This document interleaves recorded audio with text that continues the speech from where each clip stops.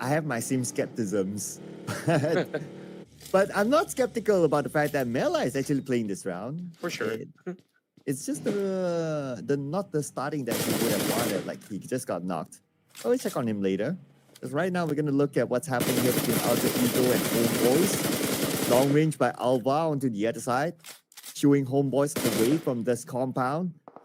But lucky enough for Homeboys that they did not come into this compound, because this compound, once you go in, it's hard to go out. Yeah, it is a open barren land that will be pointing heavy weapons over on your direction if you're going to be moving inside. Hence why they move upwards, but that still sees so these players to be in a pickle. Homeboys getting single out one after another. And right now, Tai Long's all alone, but we've seen clutches from Tai Long before. Can he do it again? Alpha now with the Molotov, not quite enough, but they will be having the DBS shells to pop right in. And just like that, Homeboys sent out very early. I don't know anything about being singled out, but I know a thing or two about being single. And it's definitely not fun. So, too bad for Homeboys. I think being single can be fun. Oh, Depends where speaking you're for looking. experience. I guess. Let's not go further than that. And AC Slumber. Oh, great assault. And right now, here comes the push coming from the side of Mela as he brings in the AUG with the puppy. Quick jump shot secures it, and Vampire Esports are onto something today. And it's BTR taking the brunt of the damage. Federalis now left all alone inside, and this push is just too much pressure. That gets Buta down to bandages already, so it is going to be very tough for him to actually cross over, trying to find the pickup. Meanwhile, speaking of pickup, Razy gets the finishing touch, and that will be the end for 7-9. Well, there goes my prediction again. But my previous prediction, BTR is still in the game. Alpha Gaming as well, and now they're moving into the circle. They see Boyne, East gets Gachor, one knockdown, and that's go time for Alpha Gaming. Alpha Gaming having that 2-2 split going on. They've managed to spot out both Federalis as well as Optimus.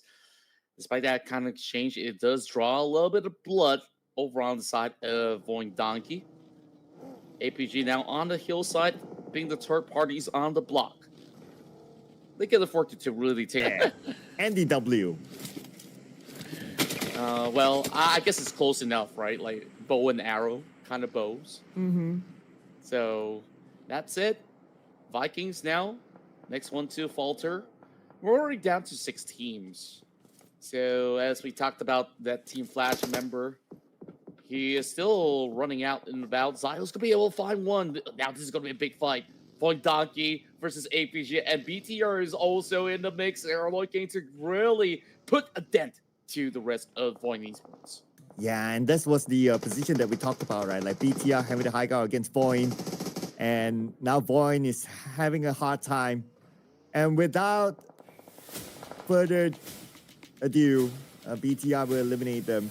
But now they need to deal with APG on the left side. But I wonder if APG will be interested to climb up to this high ground. They might not, because they have a safer option of just being at where they are or where Ruthles is at. Yeah, and I think that they really could just take their sweet time. Like, they have just about enough cover for the meantime. So long as BTR doesn't push towards the direction, they do have no need to really traverse anywhere at all. Meanwhile, Delta decides to swing right behind BTR. And this is where it gets a little bit feisty. Zio going toe-to-toe, but it's going to be an out of the angle coming from Federalis. Securing that one. Slowly raining down. Only one member side of AST left, while there is Bose pushing upwards. And this is where we see some of all these Titans come out to play. And Bigtron by Vitality has been really taking from control. I like the stances that they've been taking. Very precise, very controlled, and it really feels like, you know, all these muscles are starting to grow some brains on top of it. Wow. Okay. Let's see who will grow brain or muscle here in this fight between Team Flash and APG. And APG, full squad against Team Flash that has a compound. And APG, they're looking to flush out the members of Team Flash. Nade up nade, lobbed into the building. But nothing connected. House might be pressure to move outside, but the smoke is still active, so he has a little bit more space. But here comes Ruthles. But the moment he steps in, Hugh dealt with him. Very quickly done, and now down to one member left. Tops, trying to find Dial over on the back end. Oh, Doc, he gets clipped out as well. Tops, he's going to be able to really stop the rest of APG. Somehow, that member is still alive right down the bottom. Team Flash now goes in for the full clearance. It's already 11 points, and they're looking to dominate this match. And BTR, full team. This is the best chance for BTR to lock in another chicken dinner for themselves. And from afar, it's going to be Optimus taking out Tops. And there's only one player of APG left. Come on, it has to be BTR. Unless if Doc can somehow pull off an insane clutch. I like how all three of our votes end up in the top three, and right now, BTR is looking to secure it. Doc, holding firm, he gets a little bit more damage. He's not coming for great, but this supplement him just about enough. He's pretty much box right through, and he gets rampaged by Optimus with the final stop. Bigatron by Vitality walks away with the chicken dinner. Yep. For the meantime, seems like some of these guys are just trying to see if they could find a little bit more of that trait getting done in BTR just by the edge of it all. But we get that firm update right now.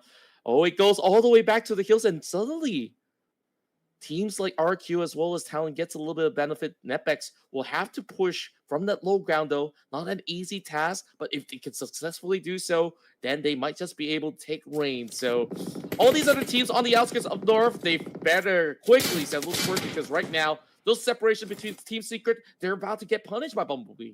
And one of the teams at the north is going to be BTR. Now Bumblebee shows himself and takes a few shots from Juke. Healing up back to 80% of health. Scoping down to Juke. Kind of missed that moment. At the same time, Juke, he has about 20 more seconds. How is that vehicle even moving at the same time? But nevertheless, I'm going to discuss that later. While Juke takes out Bumblebee. Yeah, you got a little bit of deception with that moving vehicle as well, but Juke can only buy a couple of seconds before the rest of 52 arrives to the scene.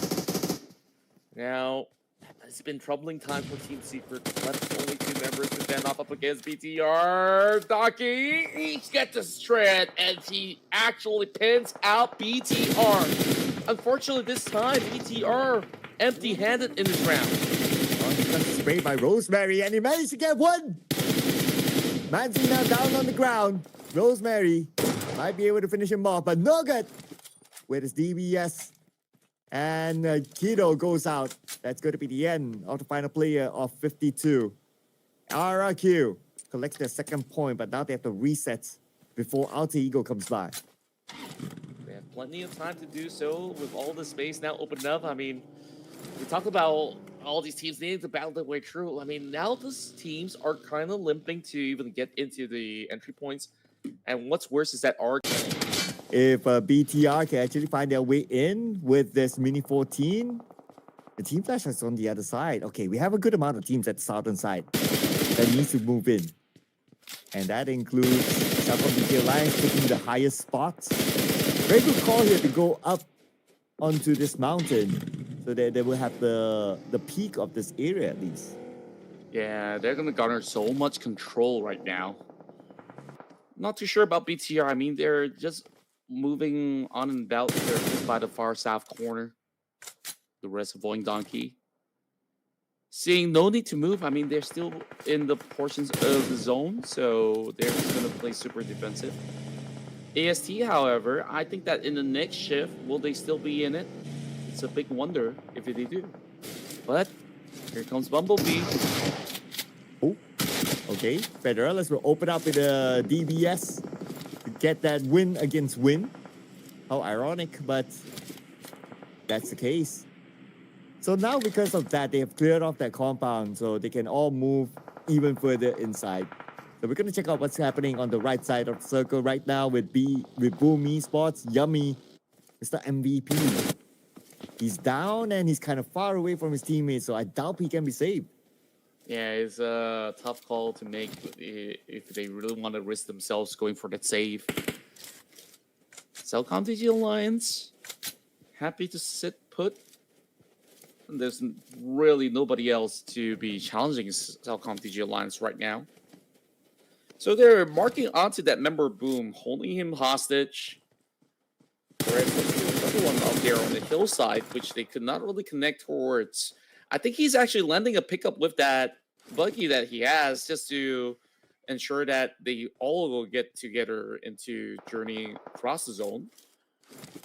That's pretty much it. But instead, they hunkered down. The rest of Talon Esports this time playing a little bit more differently, being a little bit more active. They had that fight that went their way, losing 2 members, but securing themselves at 4 points. And they go for a back-to-back win is a very huge question. Also keep in mind, 21 spot. Void Donkey is still in the game. Yeah, they're playing very, very passively, but what if they score a chicken dinner? Do you think it's enough for them Ooh, to move up the charts? good question.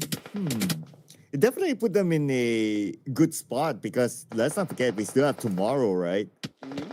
And what are the chances right now? Okay, looking at the current circle on the left side, number one, they'll be able to potentially farm a few eliminations out of Tribe or Messi, maybe Team Flash. And then they still have the circle. They can still move in further, assuming that Cellcom DG Alliance and BTR will be busy with each other.